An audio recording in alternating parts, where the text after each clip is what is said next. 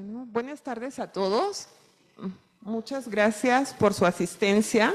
Me alegra ver que el primer seminario del 2026 está casi lleno. Pues como todos ustedes conocen a Ana Burguete, voy a hacer la presentación para aquellos que no la conozcan. Ana es investigadora del CISEI, es nivel 3 del SNI.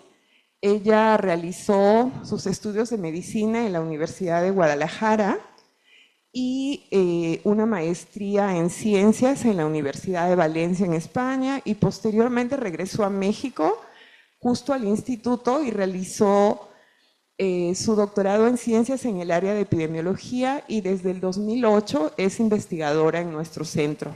Así es que sin más, Ana, hoy nos va a dar la plática. Hola, buenas tardes a todos. La verdad que es un gustazo arrancar con estos seminarios y antes que nada, pues bueno, un feliz año a todos y que sea un año lleno de éxito. El día de hoy les vamos a platicar un poco sobre lo que es la línea de investigación prioritaria en nuestro grupo de investigación y docencia, que es el GIT de Epidemiología Genética y Microbiota. El tema que me pidieron para presentarles, pues es hablar un poquito de el vínculo invisible entre la dieta y las enfermedades metabólicas y cuál es el papel de la microbiota en este vínculo. Entonces, a manera de introducción muy sencilla, pues es recordar que la microbiota intestinal juega un papel crucial en el desarrollo humano. Eso ya lo sabemos actualmente, y está estrechamente asociada con el riesgo de enfermedades metabólicas, ¿sí? Prácticamente todas las enfermedades metabólicas, como la obesidad, la diabetes tipo 2, entre otras, se caracterizan por cursar con una inflamación crónica de bajo grado. Inician con esto y este es el factor clave en el desarrollo de las alteraciones metabólicas, como lo que ocurre en la obesidad infantil, que es nuestro foco de interés en nuestro grupo de investigación mayormente estudiado. Se ha identificado que la microbiota intestinal está influenciada por una interacción compleja tanto de factores genéticos, ambientales, y esto afecta a la salud metabólica. Incluso en la actualidad que se maneja el término nuevo de exposoma, que está compuesto por 3 dominios, que es el dominio específico interno, el dominio inespecífico externo y el dominio interno. Y parte de este dominio interno del exposoma, un factor clave, ya se ha identificado a la microbiota. ¿Cómo se establece la microbiota intestinal en nuestro organismo? Pues es un ecosistema complejo. Está compuesto por billones de microorganismos que interactúan directamente con la fisiología del huésped, ¿sí? Y esta interacción se da de múltiples maneras. De hecho, la microbiota se le conoce también como esta red interconectada multiorgánica. Esta interacción, algo que es clave es que dura toda la vida. ¿Sí? Se empieza a establecer prácticamente antes del nacimiento y esta nos va a durar toda la vida. Esta interacción de los microorganismos con toda la fisiología del huésped. Sin embargo, hay múltiples factores, como los ambientales, especialmente aquellos que caracterizan a nuestra sociedad moderna, como lo son los alimentos ultraprocesados, el uso de edulcorantes, una dieta no saludable, es decir, hábitos no saludables, uso de multifármacos, especialmente los antibióticos, que tienen un efecto nocivo directo sobre la microbiota. La microbiota intestinal está compuesta principalmente por bacterias, pero no son los únicos componentes de la microbiota. También está compuesta por virus, arqueas, hongos, parásitos. Sin embargo, las bacterias son las más abundantes, y por eso las más ampliamente estudiadas. Se ha demostrado que esta composición y diversidad de la microbiota está estrechamente relacionada con una amplia gama de condiciones de salud. Entonces, aquí sí es importante mencionarles esto para que, si nos vamos a centrar en microbiota intestinal, salgamos del tracto digestivo. Porque cuando hablamos que tiene un efecto sobre diversas condiciones de salud, nos estamos refiriendo a nivel intraintestinal y extraintestinal. Incluye, imagínense, incluye enfermedades metabólicas, autoinmunes, inflamatorias y neurológicas. Por poner un ejemplo, porque siempre llama la atención cuando hablamos de intestino, microbiota, cuestiones neurológicas, no es el tema de hoy, pero para que se empiecen a dar cuenta de la importancia de la microbiota es, a nivel intestinal es donde se produce el 90% de la serotonina. La serotonina, pues que, ¿dónde actúa? Actúa a nivel del sistema nervioso central. Estas son, como yo les decía, la microbiota no son solo bacterias y tampoco son solo estos filos, sin embargo son los 4 filos principales que componen la microbiota intestinal, que son el 55% bacilotas, que antes se conocían como firmicutes, 33% bacteroidotas, luego están los pseudomonadotas y las actinomicetotas. Hay muchas otras, pero estos son los 4 filos principales y además los más estudiados, donde se ha podido establecer múltiples funciones. ¿Cuáles son las funciones principales? Pues bacilotas y bacteroidotas, una de sus funciones principales es la producción de ácidos grasos de cadena corta, que ahorita vamos a ver cuál es su importancia, como propionato, acetato y butirato. Además, que son las encargadas de metabolizar los hidratos de carbono y los lípidos provenientes de la dieta para la extracción energética de alimentos y llevar a cabo el depósito de las reservas de grasa en nuestro organismo.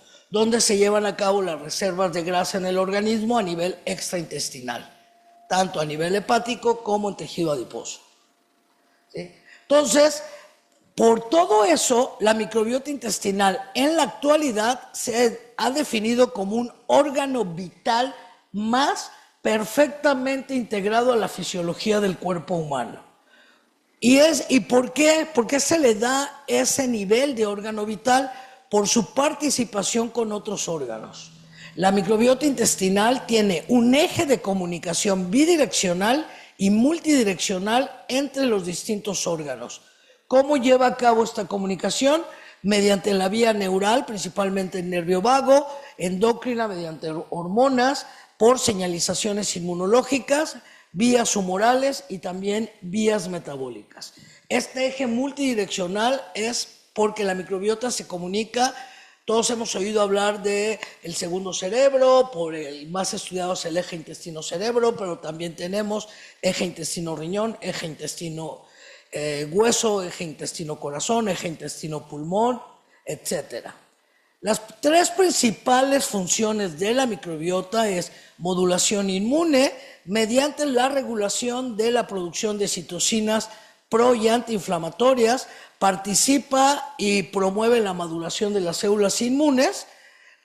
Por otro lado, la regulación de energía mediante la regulación de transportadores y transcriptores, y además es la gran reguladora del metabolismo del hospedero, ya que estas bacterias son las encargadas de la fermentación de los carbohidratos no digeribles como la fibra, el almidón, etcétera, y la producción de ácidos grasos de cadena corta, que ahorita vamos a ver cuál es su importancia.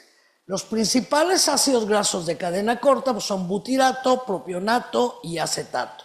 Entonces, estos son los principales productos de la fermentación bacteriana que recibe el nombre de fermentación sacarolítica. ¿Qué es lo que hacen estos? Las funciones del butirato, nada más imagínense, son suministran energía a los colonocitos, ¿sí? Son las células intestinales. Estimulan gluconeogénesis intestinal vía el AMP cíclico. Contribuyen a regular la glucosa. Desde ahí empezamos a ver que si hubiese una alteración en la producción de estos ácidos de cadena corta, pues podría haber una alteración en el metabolismo de la glucosa. Mantiene la homeostasis energética. Todos hemos oído hablar también consumo-gasto, eso es parte de la homeostasis energética, y se requiere del butirato. ¿Dónde obtenemos el butirato? Pues a través de la fibra de la dieta, ¿sí? Mediante la vía del acetato se obtiene acetato, propionato, butirato, que es un ácido graso de cadena corta. Las principales bacterias productoras de butirato son Bifidobacterium, Coprococcus catus y Roseburia. El propionato es una fuente de energía para las células epiteliales, activa gluconeogénesis hepática, actúa mediante los receptores pertenecientes a la familia GPR, favorece igual que el butirato la homeostasis energética, pero reduce la producción hepática de glucosa, que ese es un factor clave para el control de patologías como la diabetes tipo 2. ¿Sí? Y disminuye la adiposidad, o sea que es esencial para el proceso apetito-saciedad y el manejo de la obesidad o la prevención de la obesidad. El acetato es el ácido graso de cadena corta más abundante y tiene funciones muy importantes. Es un cofactor y metabolito esencial para las funciones vitales de las bacterias. Se transporta a tejidos periféricos ya que participa en la síntesis de colesterol, en la lipogénesis y en un momento dado estimula la lipólisis. Y es el gran regulador como metabolito bacteriano que participa para regular el apetito a nivel del sistema nervioso central. Manda señales directamente que tienen un efecto en el núcleo arcuato, en el hipotálamo, que es donde se encuentra el centro de la saciedad. Las bacterias principales productoras de acetato son principalmente Akkermansia mucinífila, de ahí su importancia en su estudio y en investigación, ya que es la mayor productora de acetato. Tenemos también bacteroides, Bifidobacterium, al igual que butirato y propionato, Ruminococcus y Prevotella, que actualmente está generando gran interés. ¿Sí? Otra de las funciones de la microbiota, además de las bacterias de la microbiota, además de la producción de ácidos grasos de cadena corta, esto es sumamente importante, ya que son las encargadas de producir aquellas vitaminas que no producen nuestras células y que además de la dieta obtenemos muy pocas cantidades y no nos permitirían cumplir con los requerimientos necesarios para múltiples funciones de nuestro cuerpo, como es la vitamina K. ¿Sí? Esta es producida por el microbioma, es fundamental para la coagulación sanguínea, pero también para la salud ósea. Este conocimiento ha sido clave ahora en el estudio de envejecimiento saludable. Por ejemplo, ya que tiene mucho que ver una alteración de la microbiota con el famoso síndrome de fragilidad, que se asocia además de desnutrición en el adulto mayor. ¿Sí? Las principales bacterias productoras de vitamina K son E. coli, bacteroides, ¿sí? Además de aquellas bacterias productoras de ácido láctico, y el Bacillus subtilis es clave porque lo que produce es a la precursora de la vitamina K, que es la menaquinona.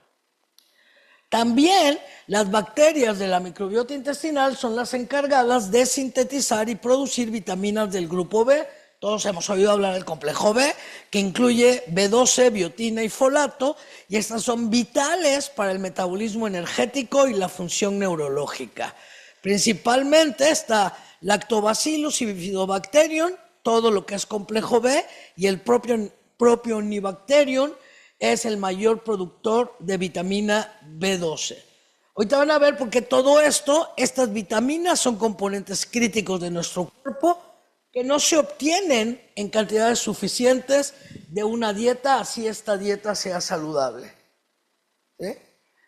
Por otro lado, la microbiota no solo produce eso, sino también es como un guardián de nuestro organismo ya que es la encargada, ¿sí?, de detoxificar nuestro cuerpo, ya que produce, ¿sí?, de la dieta se estimula la microbiota intestinal, se producen, como ya les decía, ácidos grasos de cadena corta, pero dependiendo la dieta, también se sintetizan catabolitos microbianos como el triptofano, que es sumamente importante para estimular múltiples enzimas, proteínas que se requieren, por ejemplo, como el péptido Y intestinal, que es necesario para regular la vía insulina-glucagón. Las bacterias son las encargadas de metabolizar la trimetilaminoxidasa, que si ésta se encuentra en cantidades muy elevadas, se asocia a enfermedades cardiovasculares. Entonces, estas deshidrogenasas bacterianas lo que hacen es catalizan reacciones de oxidorreducción, modifican a los metabolitos y disminuyen la toxicidad. Otra participación muy importante es que los ácidos biliares primarios, que si se encuentran circulantes son tóxicos, son convertidos a ácidos biliares secundarios para que regresen a la circulación y no produzcan daño ni sean tóxicos para el organismo. Esto es a través de las hidrolasas de detoxificación y mediante transferasas y modificación metabólica. ¿Sí? Por otro lado, la microbiota, yo les mencioné el eje intestino-cerebro, pues es la encargada del control de la ingesta de alimentos para tener una homeostasis energética. Estas bacterias producen metabolitos a partir de nutrientes dietéticos, o sea que depende de lo que comamos, van a ser los metabolitos que produzcan las bacterias, ¿sí? Y producen estos metabolitos, componentes estructurales de origen no dietético, y modulan la ingesta de alimentos mandando una señal directamente al hipotálamo a través del nervio vago, ¿sí?, que es neural, pero también por señalización humoral y enteroendocrina mediante ganglios nodosos, entre otros. Los metabolitos bacterianos y los componentes no dietéticos, como el lipopolisacárido, pueden inducir una respuesta anorexigénica en periodos postprandiales, pero depende de lo que comamos. Y si se induce la respuesta anorexigénica, pues vamos a tener un control de ingesta de alimentos a largo plazo y prevenir algunas de las enfermedades o por lo menos la inflamación crónica de bajo grado. La microbiota intestinal regula la comunicación intestino-cerebro, por lo tanto controla ingesta de alimentos, homeostasis energética y es un componente básico que necesitamos entender muy bien en la lucha contra la obesidad mediante la regulación del sistema inmunológico implicado en la inflamación, es decir, regula esta comunicación para saber cuándo producir citocinas proinflamatorias y cuándo citocinas antiinflamatorias. ¿Sí? Con todo esto que conocemos las funciones de la microbiota, hay un concepto clave que tenemos que conocer, ¿sí? ¿Qué es eubiosis y qué es disbiosis? Porque esto es muy importante. No hay una microbiota normal, hay una microbiota diversa. Cuando yo tengo una microbiota diversa, yo estoy en un estado de eubiosis. Acuérdense que es un órgano funcional. Entonces, si yo estoy en un estado de eubiosis, tengo una microbiota equilibrada, en homeostasis. Y la disbiosis es cuando se pierde este equilibrio. Eubiosis se asocia con salud. Cuando hay una disbiosis, se pueden aparecer diversas enfermedades. ¿Qué es lo que ejemplifico acá? ¿Sí? Hay una pérdida del equilibrio. Por eso es muy importante conocer la diferencia entre eubiosis y disbiosis. Todas las estrategias que aplicamos ya teniendo el conocimiento para revertir la disbiosis y regresar a un estado de biosis, se llaman estrategias de rebiosis. ¿sí? Entonces, simplemente quiero recordarles que la disbiosis nos dice, ¿qué nos está diciendo? Que nosotros como organismo vivo somos un ecosistema muy complejo. Y como todo en la vida, cada acción tiene un impacto. Es decir, cada acción, cada alimento, si hacemos actividad física o no, cada hora de sueño o cada hora perdida de sueño tiene un impacto que puede ser positivo o negativo en nuestro balance interno. ¿Cómo medimos a la microbiota? Y como ya les dije, no hay microbiota normal, la medimos mediante abundancia, riqueza y diversidad. La abundancia nos dice cuántos microorganismos hay en un nicho determinado, ¿sí? Y se expresa como el porcentaje de una especie específica. La riqueza es, de esta abundancia, cuántas especies diferentes hay. Y el conjunto de las dos nos habla de la diversidad. Además, la diversidad agrega un tercer componente que es la distribución. La diversidad es una medida que combina la riqueza, la abundancia, ¿sí? Para ver qué tan equilibrada está esta microbiota. ¿Y por qué es importante la diversidad? Y hago más hincapié en la diversidad, porque la disbiosis se caracteriza por una pérdida de diversidad. Cuando yo tengo una pérdida de diversidad, esta disbiosis se asocia a múltiples enfermedades. ¿Cómo la medimos? Por lo general, pues de manera muy general, que no voy a profundizar en eso, se utilizan dos índices, el de Shannon, que mide la riqueza y la uniformidad, y el Simpson, que mide la probabilidad de que dos individuos seleccionados al azar sean de la misma especie, es decir, que tengan una diversidad similar, ¿sí? ¿Cómo se da la disbiosis? Hay un mecanismo central para que se presente esta disbiosis, ¿sí? Que aquí tengo una microbiota diversa con bacterias productoras de ácidos grasos de cadena corta. Aquí estamos ejemplificando butirato.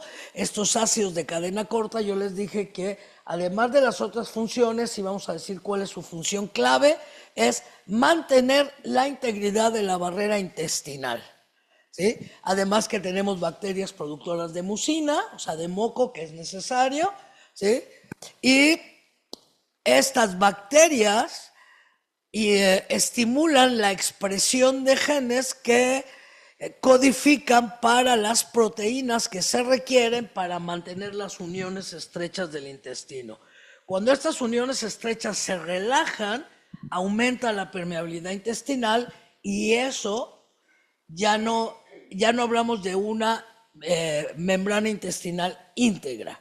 Cuando se pierde esta integridad de la barrera intestinal, va a haber paso a nivel extraintestinal de productos bacterianos, ¿sí? y de los propios metabolitos bacterianos a nivel extraintestinal, como lo es el lipopolisacárido de algunas bacterias.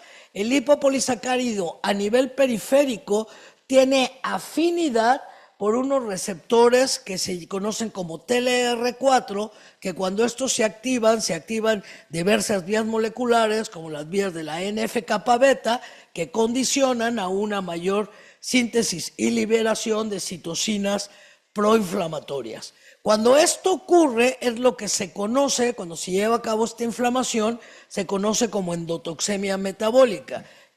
¿Por qué endotoxemia metabólica? Porque finalmente el lipopolisacárido es una endotoxina, nada más que es una endotoxina no patógena. Entonces no produce infección, produce inflamación sistémica. Y ese es lo que caracteriza a estas enfermedades crónico-no degenerativas, que todas ellas cursan con una inflamación crónica de bajo grado, ¿sí? Entonces, las concentraciones de lipopolisacáridos circulantes en ausencia de infección se relacionan con desórdenes metabólicos, ¿sí? Y tienen un efecto similar, y aquí empezamos a vincular a la dieta. El lipopolisacárido de las bacterias tienen un efecto sistémico similar al que produce si nuestra dieta es rica en alimentos ultraprocesados o ácidos grasos, ¿sí? O ácidos grasos saturados de la dieta. Ambos activan la señalización del TLR4 en FKB beta, citocinas proinflamatorias. Esta inflamación crónica de bajo grado induce principalmente a resistencia a la insulina y aumento de la adiposidad. Aquí tenemos la respuesta inflamatoria, especificando lo que es la adiposidad, ¿sí? Tenemos, aquí está el TLR4, aquí se le une el lipopolisacárido, se activan diversas vías moleculares, como yo les decía, una de ellas es NF-kappa beta, otra es la activación de la vía de las caspasas, ¿sí? Formando el complejo del inflamosoma, por un lado, y por otro lado, bloqueando la activación del sustrato receptor de la insulina, y por lo tanto no se activa la translocación de los transportadores de glucosa a la membrana. La glucosa no entra a la célula, la glucosa permanece circulando clínicamente, eso se conoce como hiperglicemia. Una característica principalmente de la diabetes y de otras enfermedades crónico no transmisibles. Por otro lado, al activarse el TLR4, se inhibe la producción de adiponectina, aumentando la producción de resistina y TNF-alfa e interleucina 6, y además hay una mayor liberación de radicales libres de oxígeno. Todo esto hace que haya un aumento de la adiposidad, ¿sí? Que clínicamente pues, la conocemos como ganancia de peso, y cuando esta sobrepasa los límites, pues tenemos sobrepeso y luego obesidad, ¿sí? ¿Qué hemos hecho nosotros en nuestro grupo? ¿Sí? En nuestro grupo, en el kit de epidemiología genética, tenemos ya algo de evidencia de cómo la dieta, la microbiota es este vínculo entre la dieta y las enfermedades metabólicas.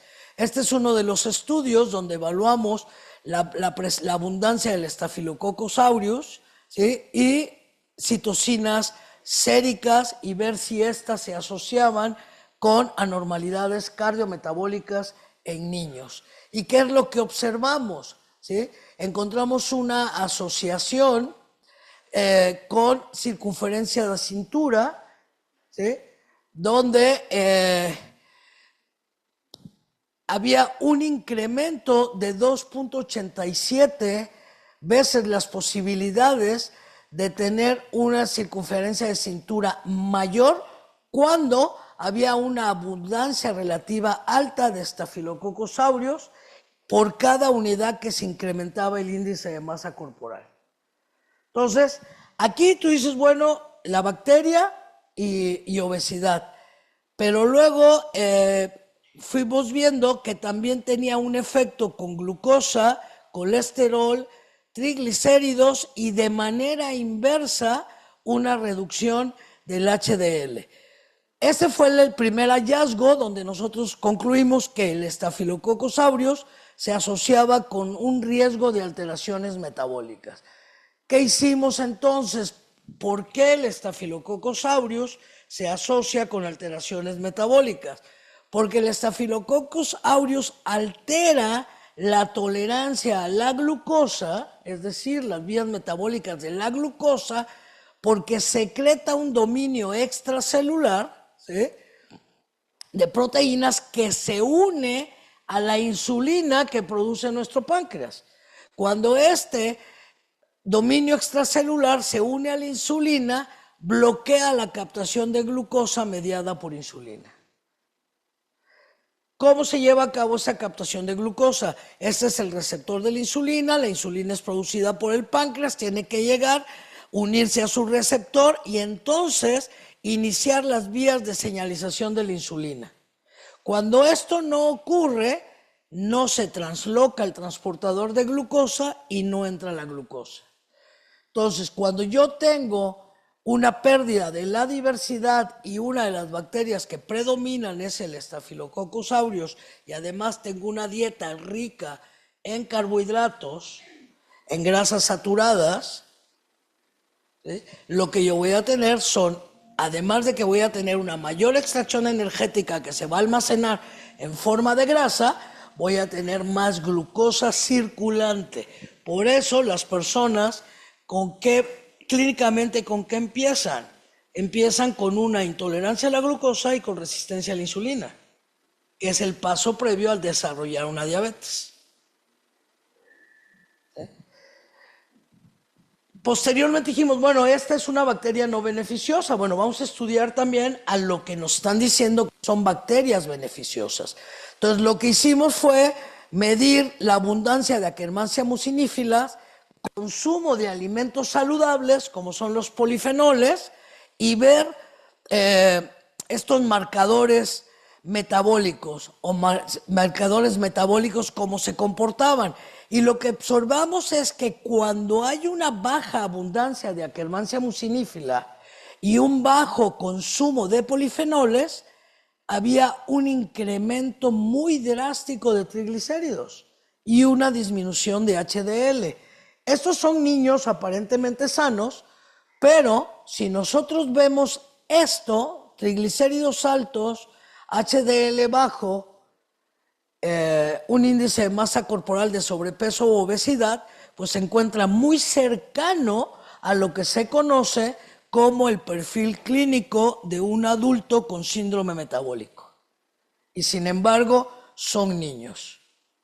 Entonces, conclusión, esta bacteria, al contrario de Staphylococcus aureus, se asocia con protección de alteraciones metabólicas, porque al encontrarse en un nivel bajo, se observó hipertrigliceridemia.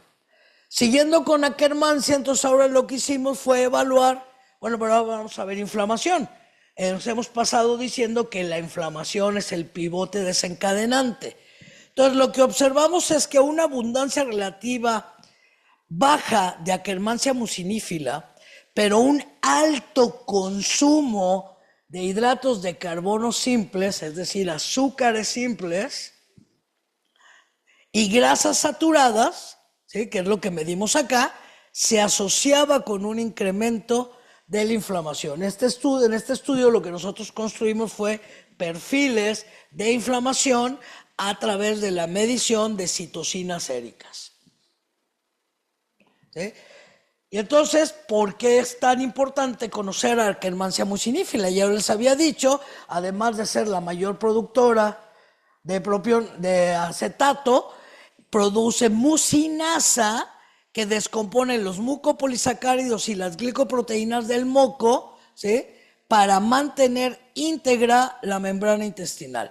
Si no está íntegra la membrana intestinal, se abre y es lo que se conoce como leaky gut o intestino permeable. ¿Sí? Posteriormente dijimos, bueno, ya vimos estafilococos, Akkermansia y inflamación. Fue un primer acercamiento. Entonces ahora vamos a evaluar a otras especies, vamos a agregar otras especies como el Lactobacillus paracasei y vamos a ver qué tiene que ver con circunferencia de cintura.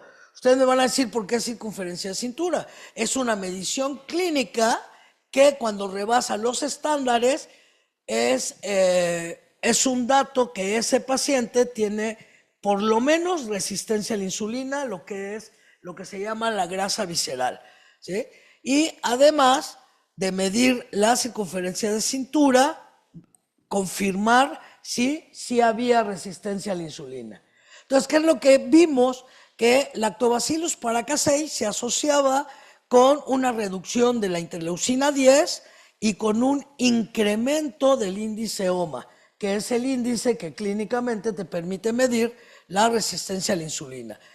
El Staphylococcus aureus se asoció con una circunferencia de cintura mayor, reducción de adiponectina, que sabemos que si yo tengo más insulina, más resistina, tengo menos adiponectina y eso es un perfil clásico de alguien con obesidad, ¿sí? Incremento del índice de resistencia a la insulina, medido por OMA-IR y OMA-adiponectina, y Akkermansia mucinífila como una imagen en el espejo. ¿Qué ocurrió con la Akkermansia mucinífila? Observamos un incremento de adiponectina, Staphylococcus reducción y reducción de los índices de resistencia a la insulina. Aquí están, mediante ecuaciones estructurales, lo que hicimos fue generar diferentes perfiles, que son los que les marco acá. El perfil en verde es el perfil positivo, ¿sí?, donde se comporta este coeficiente de ruta. Si lo pensamos como si se tratara de un OR, coeficiente de ruta, estamos hablando de coeficientes de protección, y el que está marcado en rojo son coeficientes de ruta de riesgo, y este tiene que ver cuando, fíjense bien, el Staphylococcus aureus se encontraba más abundante. Con esto se confirman los resultados de nuestro primer estudio, ¿sí? Entonces aquí está aureus alto, ¿sí? Lo que hubo es un incremento de ambos índices de resistencia a la insulina, ya sea medido con insulina o medido con una reducción de adiponectina. Y los últimos dos estudios, los cuales afortunadamente ya están en prensa, entonces dijimos, bueno, ahora vamos a ver bifidobacterios, que está en boga la utilización de bifidobacterios en la industria y con otro tipo de alimentos. Entonces lo que decidimos fue evaluar el consumo de vitaminas y ver su asociación con indicadores de resistencia a la insulina y los niveles de lípidos. Y lo que pudimos ver fue que las bacterias intestinales, principalmente Bifidobacterium adolescentis, Brep y Longun, y la ingesta dietética de vitaminas B, se asocia con una reducción de insulina y OMA. Y aquí yo les quiero recordar lo que vimos, lo que les mencioné cuando vimos funciones de la microbiota. Las bacterias intestinales son las encargadas de la producción de vitamina B. Siempre y cuando nuestra alimentación no sea rica en grasas saturadas, alimentos ultraprocesados y un exceso de azúcares. Una dieta balanceada permite tener una diversidad adecuada y una producción adecuada de vitamina B, que es muy importante para el control de la resistencia a la insulina. Estos resultados que observamos y que enviamos ya a publicar resalta el potencial de desarrollar intervenciones conjuntas. Aquí están los resultados más relevantes, ¿sí? Y aquí podemos ver una baja ingesta de vitamina B12. Fíjense bien, ¿sí? Hay una disminución de la insulina cuando yo tengo una alta abundancia de Bifidobacterium longun, Bifidobacterium adolescentis y Bifidobacterium brep. Con todos ellos, si la ingesta es medianamente adecuada, hay una reducción de la insulina. Es decir, hay un efecto positivo para la salud, ¿sí? Con vitamina B2, donde observamos resultados positivos para reducir a la insulina, es con una alta abundancia de las mismas especies, pero con una alta ingesta de vitamina B2. Lo mismo ocurrió con vitamina B6, al igual que en vitamina B12, con una ingesta media. Todo esto, lo que nosotros hicimos fue modelos de regresión lineal, ¿sí? Modelos de interacción mediante regresión lineal, y todos están ajustados por edad, sexo, perímetro de cintura, antecedentes familiares, energía total y niveles de glucosa, para que la glucosa no interfiriera con la insulina. Luego, cuando ya generamos nuestro índice OMA de resistencia a la insulina, vimos, al igual que una ingesta alta y media, ya sea de B2 y de B12, con abundancias altas de las tres especies, reducen este índice OMA, lo que nos está hablando que está reduciendo las posibilidades de desarrollar resistencia a la insulina. El último estudio, entonces ya dijimos, entonces una dieta adecuada con vitaminas va a mantener una eubiosis de la microbiota intestinal y nos fuimos a otros micronutrientes. Entonces lo que medimos fue el consumo de zinc, omega 3 y vitamina D en la dieta habitual de los niños, son niños residentes de la Ciudad de México, y lo que proponíamos es que los niños tienen una dieta poco saludable que es baja en frutas, verduras, legumbres, grasas y alta ingesta de azúcares.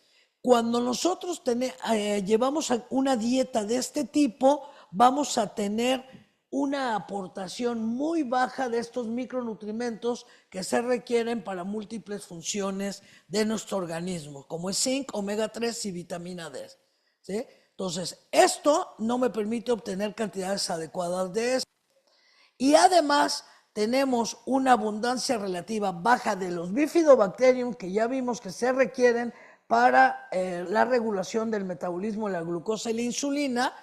Vamos a tener un proceso inflamatorio crónico de bajo grado, lo cual confirmamos al hacer el análisis, ¿sí?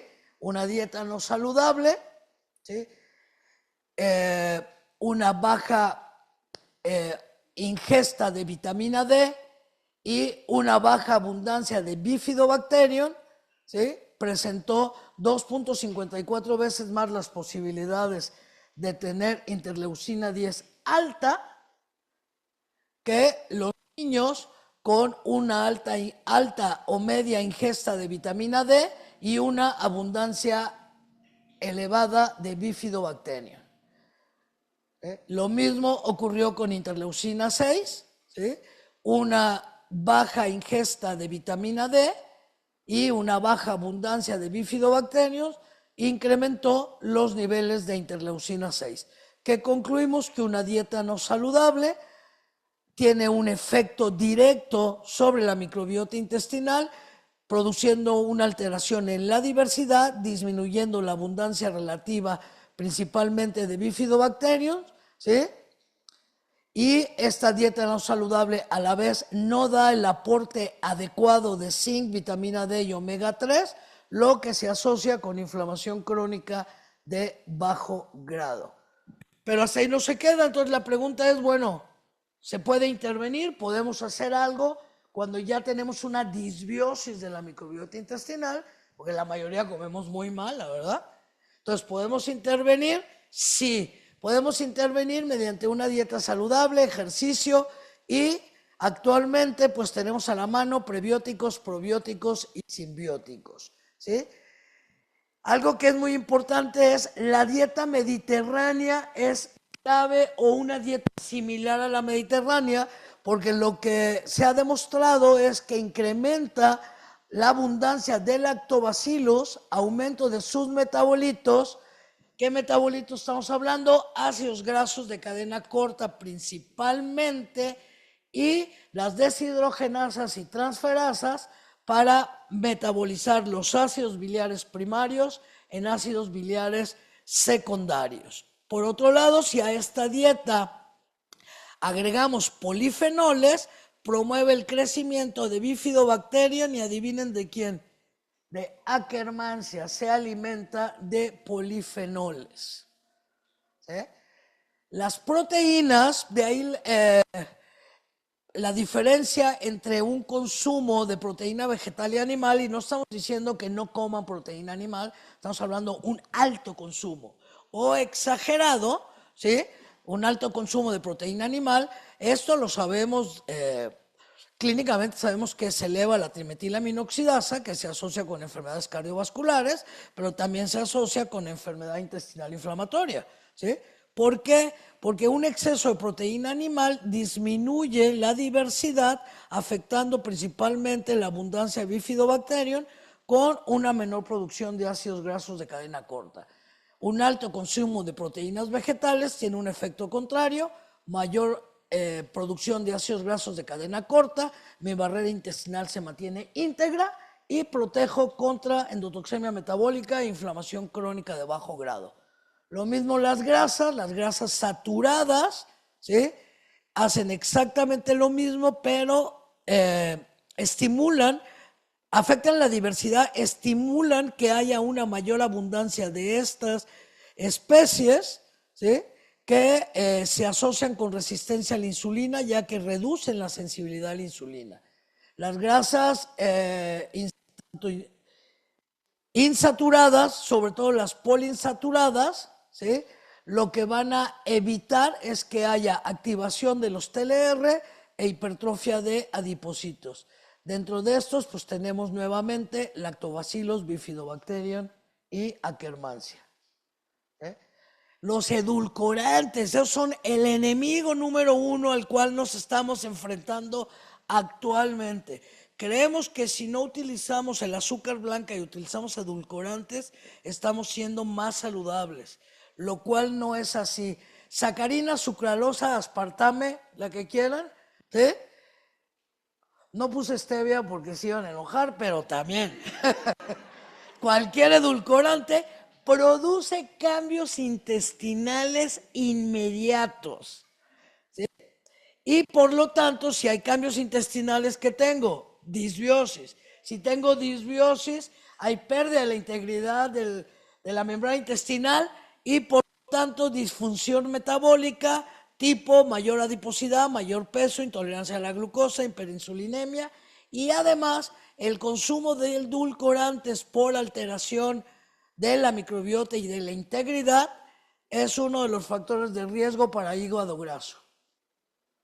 ¿Sí? Los edulcorantes artificiales causan alteraciones en el epitelio intestinal, generan disbiosis, aumentan la permeabilidad, favorecen la inflamación, incrementan una mayor absorción de glucosa y por lo tanto se asocia a problemas metabólicos de importancia por el efecto directo en la microbiota y en la membrana intestinal. ¿Sí? Los hidratos de carbono, todos los azúcares en exceso son dañinos. Sin embargo, hay que identificar cuáles son menos dañinos, ¿sí? Como por ejemplo los carbohidratos no digeribles, como fibra, almidón resistente, porque estos ponen a funcionar a la microbiota. Los más dañinos, además de los edulcorantes, son azúcares simples y refinados, porque ¿dónde actúan estos? Reducen la diversidad de la microbiota. La fructosa en exceso, ¿sí? Además de que impacta la diversidad, lo que hace es que es fermentada la fructosa por las bacterias de la microbiota intestinal, bacterias no productoras de ácidos grasos, pero sí bacterias fermentadoras que fermentan la fructosa y entonces produce etanol y acetato que promueven inflamación y por lo tanto resistencia a la insulina, ¿sí? ¿Cuál es la dieta más adecuada? Aquí les pongo en los círculos, no me voy a detener a estos. Por la dieta más adecuada, no existe una dieta más adecuada, tiene que ser una dieta equilibrada y simplemente evitar ultraprocesados, grasas saturadas y proteína animal en exceso. Si se fijan acá, hay de todo en la Mediterránea, una dieta alta en fibra, pero tampoco podemos basarnos solo en la fibra, y una dieta donde hay más vegetales, ¿sí? Una combinación de estas tres podríamos decir que es la dieta más saludable debido a que sus efectos metabólicos prácticamente todos son positivos, haciendo hincapié en la disminución de marcadores de inflamación y un aumento en la producción de ácidos grasos de cadena corta. Otra herramienta que tenemos a la mano pues son los prebióticos, probióticos, simbióticos y posbióticos, todos ellos encaminados a mantener la diversidad de la microbiota intestinal, ¿sí? Incrementando o manteniendo las abundancias de bifidobacterias, lactobacillus, Akkermansia principalmente, ¿sí? Y nada más de manera muy rápida, ¿qué son los prebióticos? Los prebióticos, el prebiótico más utilizado son los fructooligosacáridos, ¿sí? Que son fibras no digeribles. ¿Y qué hacen estos? Los famosos FOS estimulan el crecimiento de bacterias beneficiosas, ¿sí? Ya que algunos polisacáridos como los glicanos, por ejemplo, se han visto en estudios clínicos que minimizan la posibilidad de infección por Clostridium difficile o mejoran la respuesta a tratamiento en pacientes infectados por Clostridium difficile. Estos, los FOS, resisten la digestión en el estómago y en el intestino delgado, permiten la fermentación por Bifidobacterium y Lactobacillus, ¿sí? Se encuentran de manera natural en las plantas y pues lo que se sugiere es una ingesta diaria más o menos de 15 gramos de FOS y eso lo obtienes con una fruta y vegetales en la dieta normal, ¿sí? Los probióticos, pues estos van encaminados a estimular la expresión de proteínas de adhesión para la colonización intestinal, producen nanocuerpos Curly para bloquear patógenos y toxinas y tienen una liberación dirigida de antimicrobianos en presencia de señales patógenas o marcadores. ¿Sí? Existen, estos son, aquí nada más les pongo 3 ejemplos, hay muchos otros, de principales probióticos para la regulación metabólica, como el Lactobacillus rhamnosus, que modula los factores asociados a obesidad, porque regula la expresión génica, señalización intracelular y comunicación enteroendocrina. El Bifidobacterium breve modula perfiles metabólicos, mejora función hepática. El Ifah-Halbei, promueve saciedad. Tenemos el Bacillus clausii, que estimula la lipólisis, ¿sí? Entre otros. ¿Qué recomendamos? Educación y prevención para mantener la eubiosis, disminuir consumo de grasas saturadas, carbohidratos simples, productos ultraprocesados, fomentar el consumo de prebióticos y probióticos, realizar actividad física, dormir adecuadamente en calidad y cantidad y pues bueno, cuidar nuestra microbiota para prevención de enfermedades. Y simplemente un mensaje final es los avances que se llevan en el estudio de la microbiota y salud son importantes, pero requerimos un entendimiento mucho más profundo de los mecanismos mediante los cuales la microbiota afecta estas patologías y así poder desarrollar tratamientos efectivos más y específicos. La microbiota y su microbioma, esto sí es el mensaje que quiero que se lleven a casa, influyen en casi todos los aspectos de nuestra salud, desde la digestión hasta el sistema inmunológico y neurológico, por lo que nuestra microbiota es una diana prometedora para el desarrollo de múltiples estrategias. Esto es un poco de lo que hacemos y no me quiero ir sin agradecer a los integrantes del GIT de Epidemiología Genética y Microbiota, Cintia, Alfredo, Juan Carlos y Lilia, que realmente ellos son los brazos ejecutores de todos estos estudios. Muchas gracias.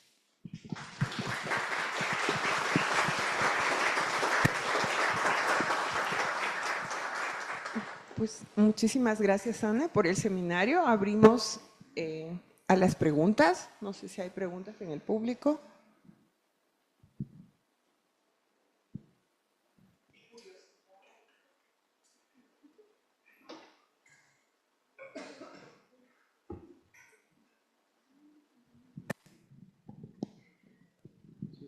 Doctora Burguet, excelente trabajo, presentación tiene una importancia tremenda, ¿no? En nuestra vida diaria, todo esto, ¿no?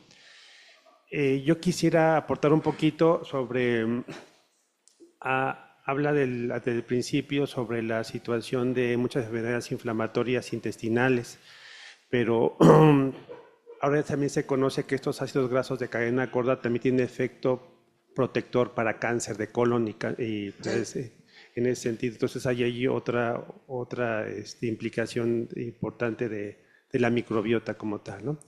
Entonces ese es un adicional al esquema que maneja. Sí, de hecho hay grupos a nivel internacional, uno de ellos es no directamente él, pero parte del grupo del doctor César Ochoa de Los Ángeles, que están haciendo estudios oncológicos, tanto en respuesta a tratamiento, sobre todo ahorita, porque están en el hospital, mediante la modulación de la microbiota, utilizando sobre todo lo que son posbióticos, no prebióticos, sino los posbióticos.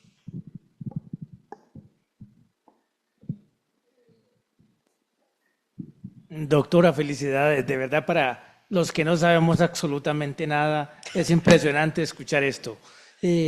No es descabellado entonces pensar que muy pronto estaremos oyendo tratamiento antibiótico para diabetes o situaciones como la diabetes. Y la segunda pregunta es, este mismo eje intestino-cerebro estaría funcionando para enfermedades o condiciones como adicciones y consumo de algún tipo de drogas, de este tipo de estimulantes. Sí, mira, acabas de tocar un punto muy importante que obviamente por tiempo y por la orientación del tema que íbamos a dar no se dio. Esto que mencionas tú de las adicciones y aparte, la verdad a mí me pareció fantástico cómo empezaron a involucrar la microbiota para también dentro de las estrategias de rehabilitación en adicciones poder incluirla. El modelo es en diabetes. ¿Por qué? Porque en diabetes lo que se observó que tenían un comportamiento el paciente diabético como de adicción a carbohidratos, ¿sí? Cuando les daban tratamiento integral, o sea, les decían, bueno, pero ¿por qué no dejas de comer azúcar si sabes que eso te va a matar, ¿no? Y se mantenían sin comerlo y tantito lo probaban y entonces tenían estas necesidad de atracones de azúcar. Entonces lo que observaron es que a nivel central tenemos unos receptores que se llaman receptores cannabinoides. Es como el cannabis, así se llaman, cannabinoides 1 y 2. Y estos se tienen que prender y apagar para tener este control de comportamientos adictivos a lo que sea. Entonces cuando vieron esto, entonces vieron que este equilibrio, ¿sí?, su primer factor de disregulación se asociaba a disbiosis de la microbiota intestinal y este comportamiento adictivo en el diabético era mucho mayor en el diabético obeso que en el diabético delgado. Entonces dijeron, bueno, entonces esto tendría que ver y esto abrió la puerta también para otro tipo de trastornos neurológicos, como los obsesivos compulsivos, que se ve un control de este comportamiento obsesivo compulsivo cuando son manejados, ya sea con probióticos, prebióticos o una combinación de probióticos y prebióticos, además de sus terapias, etcétera. Tienen una mejor respuesta a los tratamientos.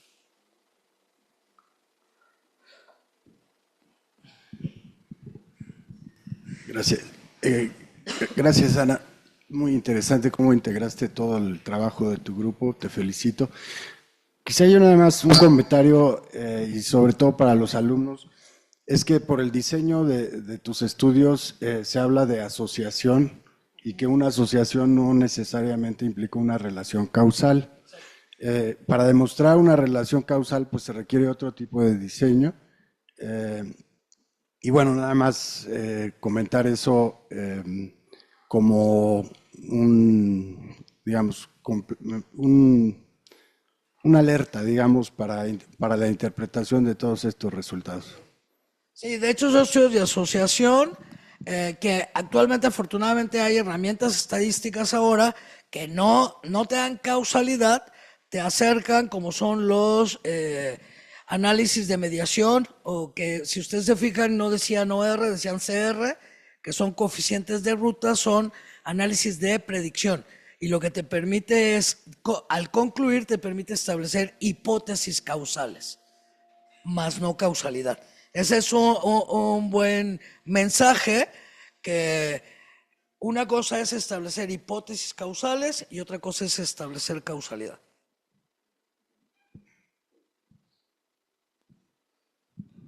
Buenas tardes. Una excelente presentación, súper interesante, doctora.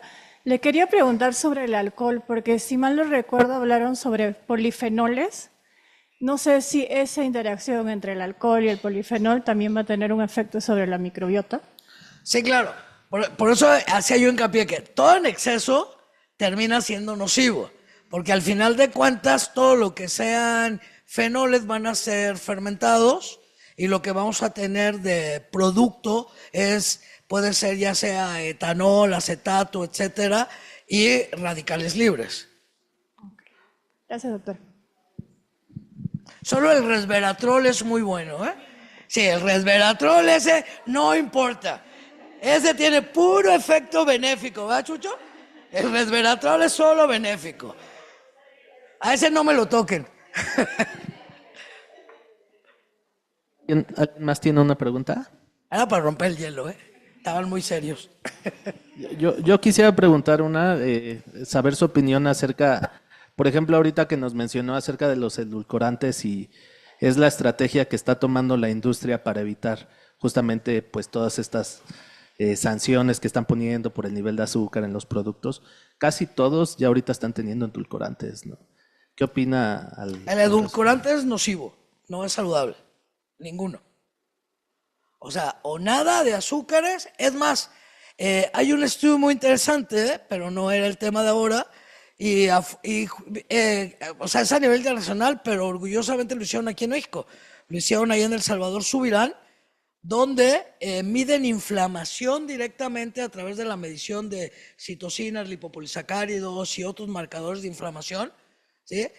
Con distintos azúcares. Entonces miden todos los edulcorantes, midieron el agave, la miel, el azúcar blanca refinada, la azúcar morena, ¿y cómo se llama la otra?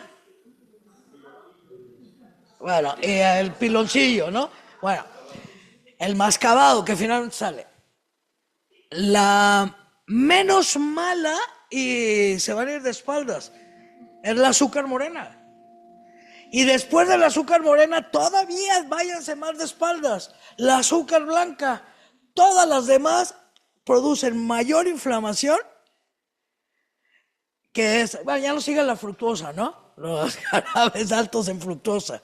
Entonces, un consumo moderado, bueno, lo que te dicen los que son muy estrictos es que el azúcar que venga natural en las frutas, ¿no? Pero ya si quieres utilizar es algo muy poquito, pero el azúcar morena porque no está procesada químicamente.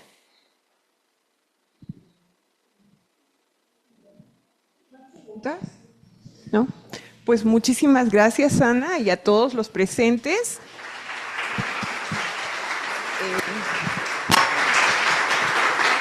En el próximo seminario vamos a seguir un poco con el tema, pero visto de otra forma, para invitarlos, es el papel de los neurotransmisores en el hambre y la saciedad, ¿no? Entonces, los invito, va a ser el 9 de febrero, y pues creo que todavía hay platanitos y galletitas y la colecta. Muchas gracias. Gracias.